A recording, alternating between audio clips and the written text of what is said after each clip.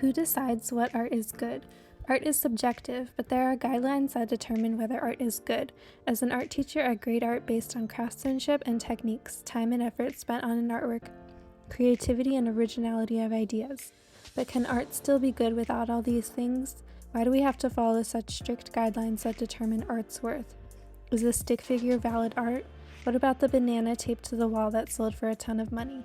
Can that be considered good art because it sold for a high price? If I were to evaluate based on my rubric as an art teacher, it would score pretty low on time and effort, craftsmanship, and techniques, but it would score high on creativity.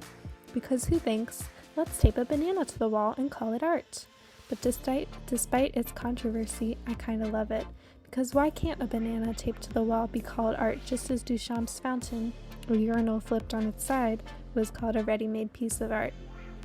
Is art good because of mere aesthetics, or is art good because of craftsmanship and detail?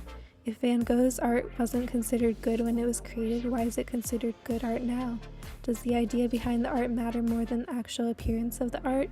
As we've seen throughout art history, technical skill and craftsmanship was important in the Renaissance and Baroque periods and earlier periods of classical Greek and Roman sculptures. Emphasis on the physical body is seen in the detailed attention to the human figure. Even early art of the Paleolithic era, like cave paintings and small votive figures, were created as a representation of life and carefully crafted. Of course, everything changed in the 20th century when artists stopped focusing on art as representation and began playing with the conceptual aspect of art. The meaning of craftsmanship changed.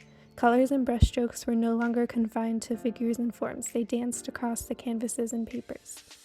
Think Jackson Pollock strips and Helen Frankenthaler's color fields. And of course there's the problem with art being considered good or bad based on who or where it is created. Western art critics in history have often discounted women, non-male, and non-European art and artists. But does that mean they are any less good? I think not.